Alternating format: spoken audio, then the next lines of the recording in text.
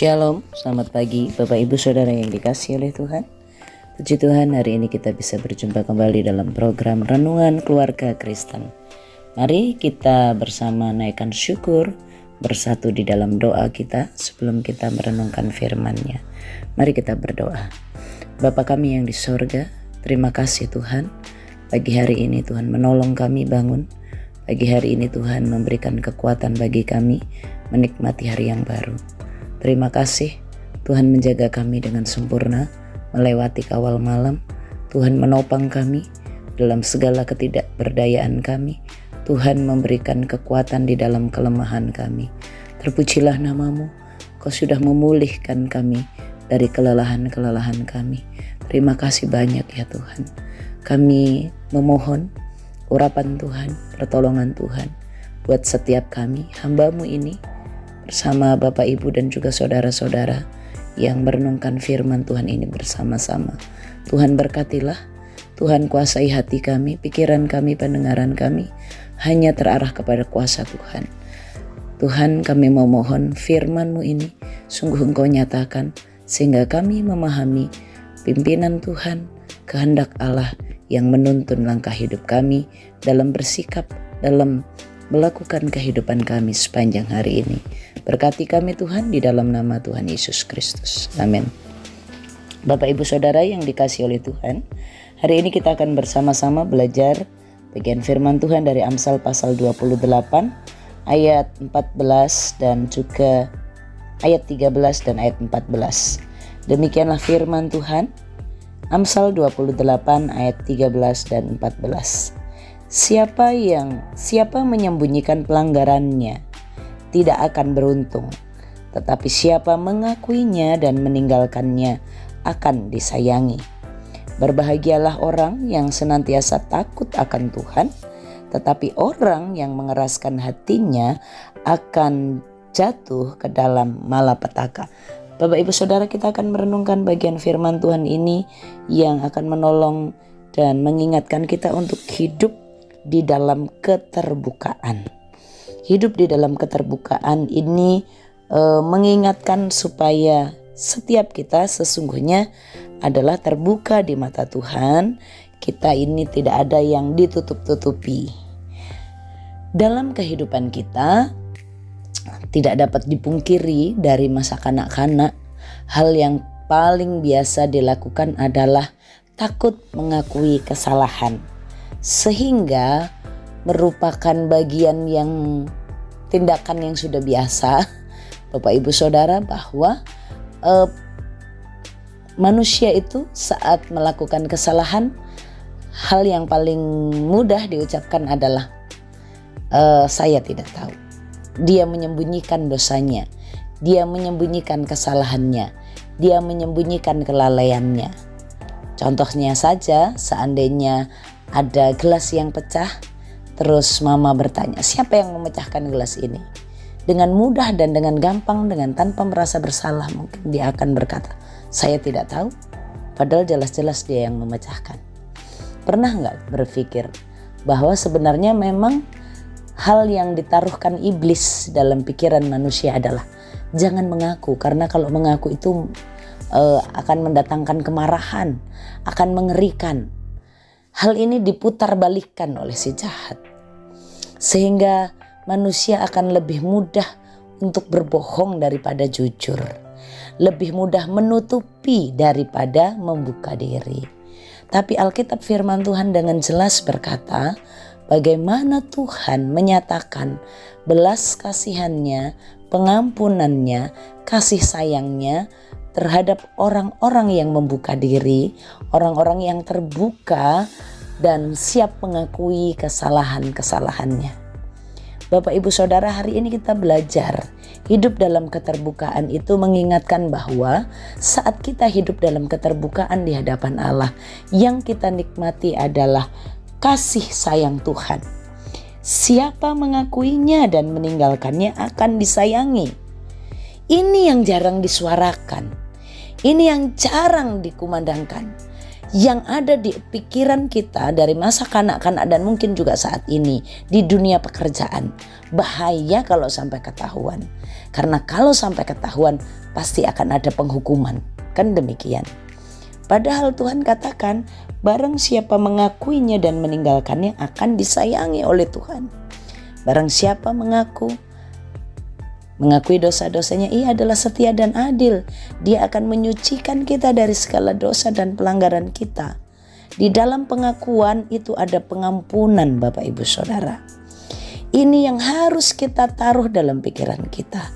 Sebagai anak-anak Tuhan, janganlah menjadi orang yang hidup menutup diri, menutupi dosa-dosa, menutupi pelanggaran-pelanggaran dengan alasan malu, dengan alasan takut dimarah.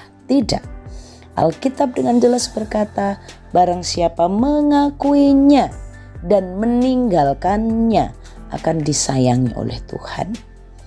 Bapak Ibu Saudara, saat Tuhan memberikan kepada kita anak-anak, mari hal ini pun kita ajarkan di tengah-tengah keluarga kita. Pengakuan itu nilainya lebih besar. Pengakuan, kejujuran, keterbukaan itu lebih disayangi. Justru ketakutan terhadap penghukuman itu harus dipatahkan. Harus dikatakan, papa mama akan sayang kepada anak-anak yang mengaku. Papa mama akan mengasihi anak-anak yang mengaku. Nah, bagaimana saya dan Bapak Ibu Saudara sebagai orang tua saat mendampingi anak-anak kita? Kalau anak-anak kita datang kepada kita dan mengaku, contohnya, Ma minta maaf ya, tadi aku yang mecahin gelas itu. Aku gak sengaja, Ma. Apa yang Bapak Ibu katakan? Kemarahan? Kita harus belajar dari bagian firman Tuhan ini. Kita harus sampaikan, puji Tuhan, terima kasih nak, kamu sudah mengaku. Gak apa-apa. Bagaimana anak itu lebih penting daripada sebuah gelas yang pecah. Justru saat gelas pecah kita harus tanyakan, nak, waktu gelas itu pecah kamu terluka enggak? Ada yang sakit, ada yang kena? Mari kita beri apresiasi terhadap keterbukaan dan kejujurannya. Next time, lain waktu hati-hati ya nak.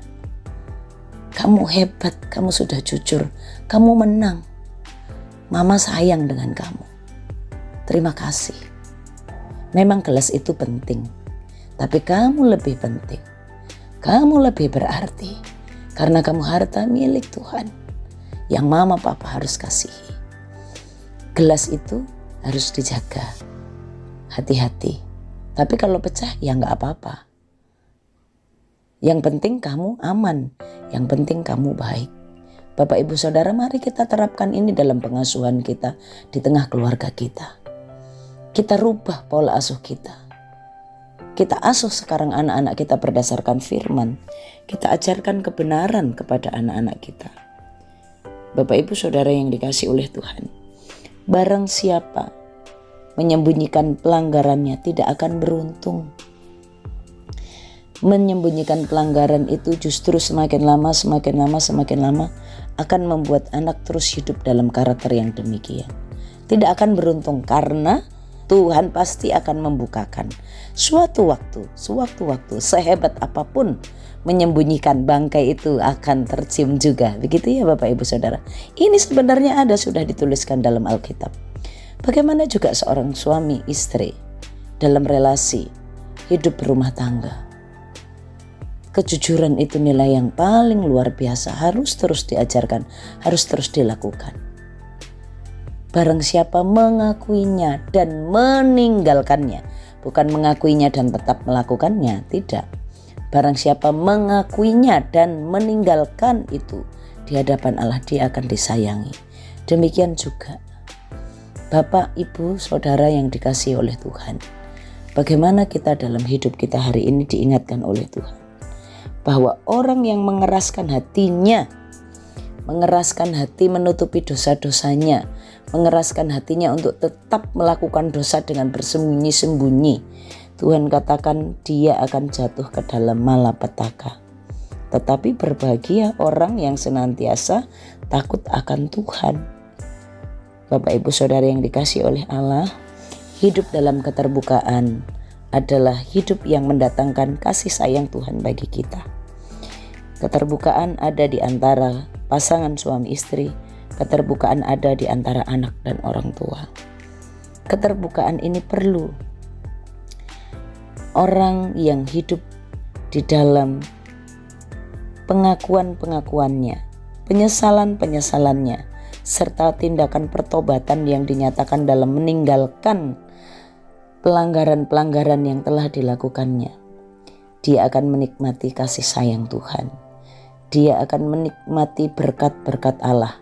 Di ayat yang ke-14 dikatakan, berbahagialah orang yang senantiasa takut akan Tuhan. Diberkatilah, dibuatlah beruntung, dibuatlah berhasil orang-orang yang senantiasa takut akan Tuhan, yang senantiasa menjaga hatinya, selalu membuka hatinya, terbuka terhadap Allah. Saat Tuhan memberikan teguran, dia tidak mengeraskan hatinya. Saat Tuhan menuntunnya, dia tidak mengeraskan hatinya, dia taat pada pimpinan-pimpinan Tuhan. Bapak Ibu Saudara, hari ini mari kita bersama hidup dalam keterbukaan.